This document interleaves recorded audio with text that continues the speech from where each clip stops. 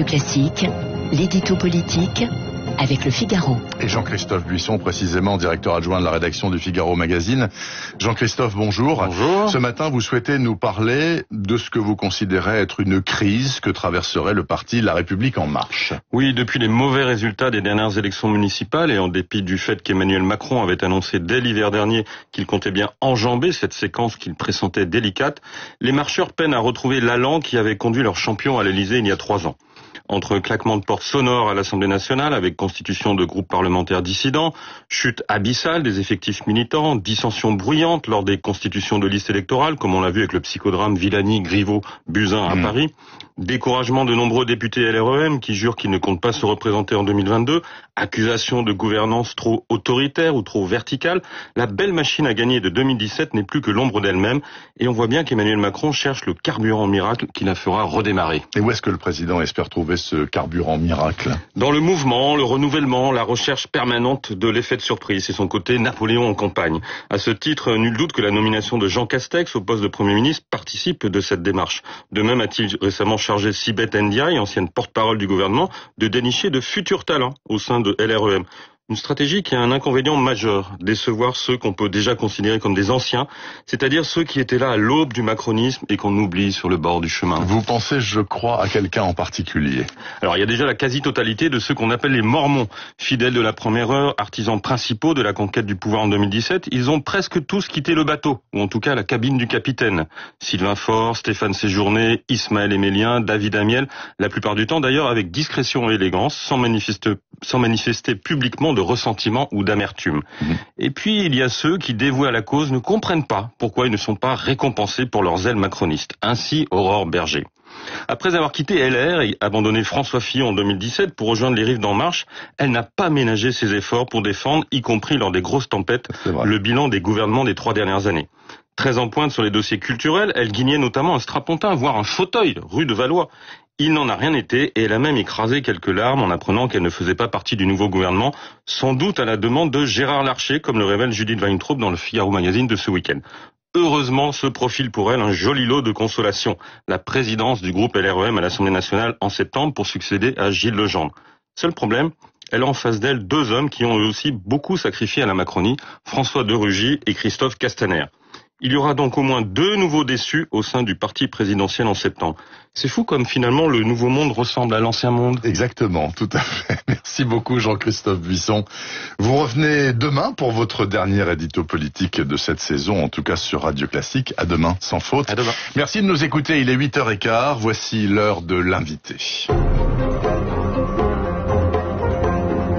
Radio Classique, l'invité de Bernard Poirette. Mais cet invité, c'est le généticien Axel Kahn, que je ne vous présente plus. Il est aussi président de la Ligue contre le cancer. Monsieur Kahn, bonjour. Bonjour Bernard Poirette. L'explosion de Beyrouth, après bien d'autres, il faut le noter, et ce sera peut-être pas finalement dans l'histoire de ce produit, le nitrate d'ammonium, l'explosion la plus meurtrière. Il y en a une juste après-guerre dans un port du Texas. Absolument, avec l'explosion d'un bateau français qui avait fait 600 morts et des milliers de blessés. Bon, est-ce que ça veut dire, on va parler de l'impéritie de l'État libanais peut-être, mais est-ce que ça veut dire que pourquoi pas on peut imaginer d'interdire cette substance qui est le nitrate d'ammonium, qui est extrêmement utilisé dans le monde de l'agriculture? Le problème du nitrate d'ammonium, c'est que c'est la forme la plus concentrée permettant l'apport d'azote chimique, si vous voulez, pour la culture.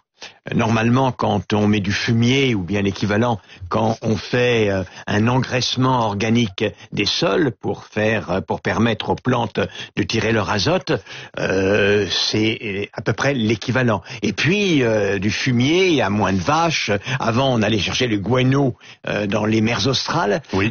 Et lorsque Fritz Haber a trouvé le moyen de transformer l'azote de l'air, il a eu le prix Nobel pour cela, l'azote de l'air en sel d'ammonium, immédiatement, ça a été une extraordinaire opportunité pour l'agriculture, dont les rendements ont été multipliés par 3 ou 4. Alors maintenant, il faudrait effectivement au maximum utiliser des méthodes plus organiques, diminuer les méthodes chimiques, mais il faut évidemment trouver un moyen d'apporter de l'azote au sol, ça c'est sûr. Ce que je veux dire, c'est que ce produit, le nitrate d'ammonium, n'est pas l'horrible produit chimique affreux du genre le Roundup ou une saloperie comme ça.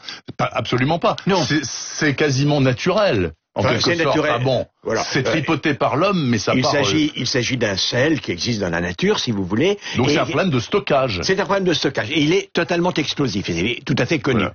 Et par conséquent, ce qui s'est passé à ZF ou bien dans le port texan où il y a eu l'explosion que vous avez rappelé, et encore à Beyrouth, il faut bien reconnaître, c'est une absence totale de précaution. Il semble bien qu'à Beyrouth, ces 2750 tonnes, voilà, aient été placées à côté d'un entrepôt de feux d'artifice et d'un autre où on avait stocké des armes confisquées. Donc effectivement, ça, s'il y a la description de ce qu'il ne faut pas faire, c'est bien cela. Alors en fait, ce produit, quand on le met en tas dans un entrepôt sous le soleil, sans rien toucher peut-être, par l'écrasement, par la température, etc., il commence à bouger et boum, c'est ça. Voilà. À une certaine température, quand il y a un élément ou alors une petite déflagration, ici on voit très bien ce qui s'est passé, à ZF c'était pareil. Il y a eu un incendie, ouais. Ça a échauffé le nitrate d'ammonium qui a explosé. Donc c'est extrêmement classique, et c'était exactement la même chose dans le Texas.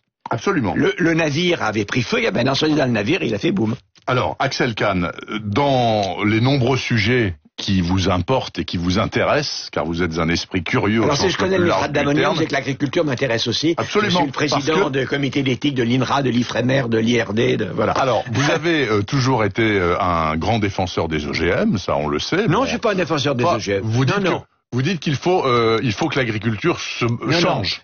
J'étais président de la commission qui avait à donner des avis sur ce sujet et j'essayais de donner un avis scientifique. Mais honnêtement, je suis pas du tout un défenseur. Mais sur le plan scientifique, vous n'avez rien contre. Voilà, je dis que compte tenu des problèmes, le fait d'améliorer les variétés par cette méthode ne me pose pas de problème particulier. Donc je ne suis pas un adversaire des OGM, mais je suis pas non plus un partisan des OGM. Alors on se retrouve coincé dans la problématique suivante, Axel Kahn. On le voit avec le nitrate d'ammonium, qui est un produit de toute évidence utile pour augmenter les rendements. On le voit aussi, vous avez peut-être lu ces derniers jours, il y a un problème gravissime dans la betterave. Il y a une espèce de saloperie qui bouffe les betteraves, sauf que l'interdiction des néonicotinoïdes pour protéger les abeilles fait qu'on ne peut pas traiter ce puceron qui bouffe les betteraves. On va se retrouver dans cette problématique de plus en plus serrée, de plus en plus quotidienne.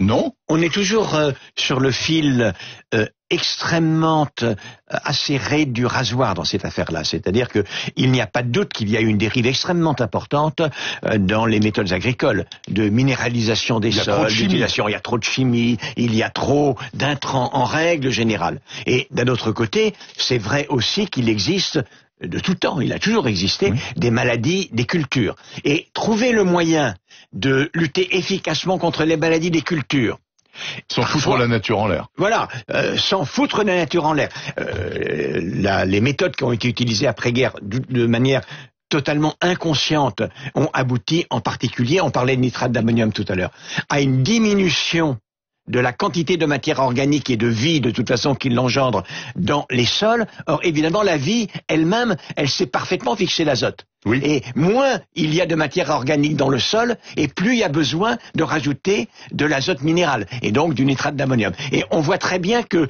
le souci d'une agroécologie, c'est-à-dire de faire coïncider une agriculture durable avec une production suffisante, c'est extrêmement essentiel. C'est ce fil aigu du rasoir dont je parlais. Alors, la problématique aussi est purement politique. Vous avez eu des velléités politiques à une époque, d'accord. Est-ce que vous pensez que Madame Pompili, la nouvelle ministre de l'Environnement, qui est sous la pression des lobbies divers et variés de l'agriculture, des chasseurs, qui veut faire interdire la chasse à la glu, par exemple, etc., etc., est-ce qu'elle pourra aller au bout de ses convictions? De toute façon, coincé entre Bruxelles, les chasseurs, les agriculteurs, etc. De toute façon, dans tout ministère, il y a l'obligation de savoir faire face aux lobbies. Les lobbies dans le domaine de l'agriculture, de l'agroalimentaire, et donc les lobbies qui se confrontent à un ministère de l'environnement ou de l'écologie, sont particulièrement fort. Ce problème, évidemment, c'est un problème d'arbitrage. Il y avait dans le précédent en fonction de la proximité avec les élections. Il y a ça, il y a le monde agricole, il y a etc., etc. Et puis il y avait dans le précédent gouvernement une opposition très claire entre l'agriculture et l'écologie. C'est traditionnel, si vous voulez. Là, on va voir, puisqu'il y a des nouveaux titulaires. Alors, est-ce qu'elle rencontrera des résistances? Évidemment, oui. Est-ce que je suis favorable à l'interdiction de la chasse à la glu? Oui, je suis favorable. Je veux dire que voulez-vous que je vous dise? On est les derniers, en plus, en Europe, à la pratiquer. Absolument, il y a des choses qu'on ne peut pas faire. Est-ce que je suis attaché? Je parlais de la vie tout à l'heure. Est-ce que je suis attaché, avec une considération pour l'homme, mais également attaché à la conservation de la diversité et de la richesse de la vie animale, de la vie végétale, de la vie organique dans les sols? J'y suis attaché. Et donc, cette chasse à la glu qui méconnaît totalement la dimension d'être sensible des oiseaux qui les utilisent uniquement comme un appât passif, c'est quelque chose qui me heurte. Et là, je suis totalement du côté de Madame Pompili. Bon, on lui souhaite bon courage, en tout cas, Barbara Pompili.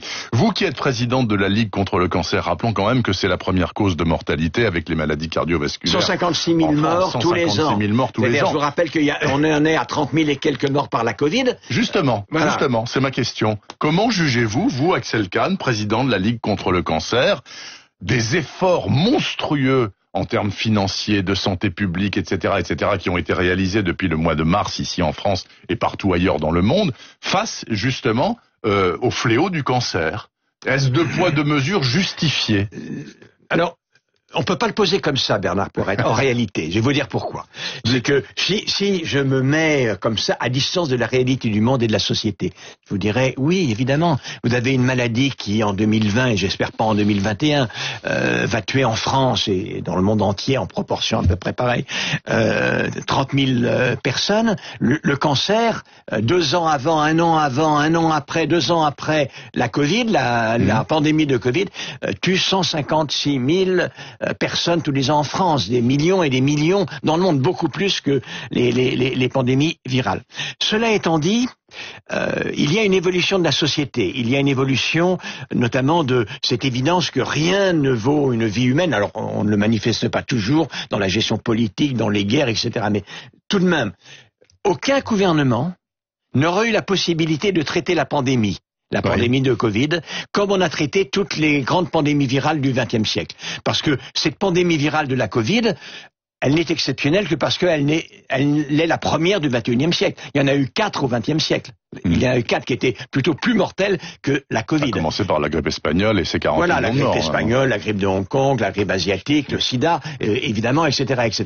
Mais jamais dans ces conditions-là, on avait d'un seul coup mis le monde entier à l'arrêt. Alors, vous allez me dire, le professeur Axel Kahn, il dénonce la folie de cet arrêt de l'économie. Je ne le dénonce pas. Il n'y avait pas la possibilité de faire autrement. Parce que aucun gouvernement dans le monde n'avait la possibilité, et quand ils ont essayé, ils ont vu qu'ils avaient les conséquences, n'avait la possibilité de dire, comme on le disait en 57 pour la grippe asiatique, on laisse filer. On laisse filer. Aucun. C'était pas possible. Et par conséquent, le gros problème, j'ai appelé ça le syndrome de la faiblesse du surpuissant. À partir du moment où la science, la technique se développe, et naturellement, pour quelle raison peut-elle se développer plus légitime que de sauver des vies humaines? Vous êtes poussé à mobiliser tous les moyens que vous avez pour sauver les vies humaines et ne pas laisser. Et quand les vies humaines sont difficiles à sauver parce qu'on n'a pas de médicaments contre le virus, ça peut rapidement conduire le monde à la catastrophe. C'est dramatique, mais on n'y peut pas grand-chose compte tenu de l'évolution de la société. Les pays qui n'ont pas confiné, etc., ils sont aussi mal économiquement que les pays qui ont confiné. Écoutez, on a très peu de temps, mais je veux vous la poser quand même. Il y a eu la loi bioéthique là qui est passée il y a quelques jours à l'Assemblée. Vous qui êtes généticien, qui avez pris des tas de positions contre le clonage, la GPA, la PMA pour toutes. Oui, peut-être, la GPA, alors, oui, tout d'abord, non. le président de la Ligue contre le cancer ne prend pas position sur ces sujets extrêmement contrastés. Alors, la GPA, ça va, je vais prendre position. Je suis opposé à cela, tout simplement pour une raison qui est extrêmement importante, c'est que c'est extrêmement difficile d'imaginer un système contractuel où une femme accepte, parce qu'elle est la mère porteuse, elle accepte de faire une gestation pour autrui, elle accepte de n'être, entre guillemets, qu'une manière de créer un enfant et de n'avoir pas un lien affectif maternel. Or, c'est un élément contractuel. Donc ça, j'y suis opposé. Le don de sperme pour toutes, mon problème, c'est qu'il n'y a pas vraiment de raison de s'y opposer, car aujourd'hui, ça se fait totalement dans le monde entier. La seule limitation en France est la limitation économique. Ceux qui n'ont même pas assez d'argent pour acheter un billet pour Bruxelles ou pour Barcelone, effectivement, n'y ont pas accès. Et honnêtement, essayer d'imposer une règle, une norme sur une base uniquement de discrimination économique ne peut pas se défendre éthiquement. Merci beaucoup, Axel Kahn, toujours passionnant. Je savais qu'il cogitait fortement ces derniers temps, comme toujours d'ailleurs. Je permets de rappeler votre dernier livre qui est paru en février 2019. L'éthique dans tous ses états, c'est paru aux éditions de l'Aube. Je vous souhaite une bonne journée, un bon été, Axel Kahn. Il est 8h27 exactement, à suivre dans un instant Laurent Saïm pour la note américaine.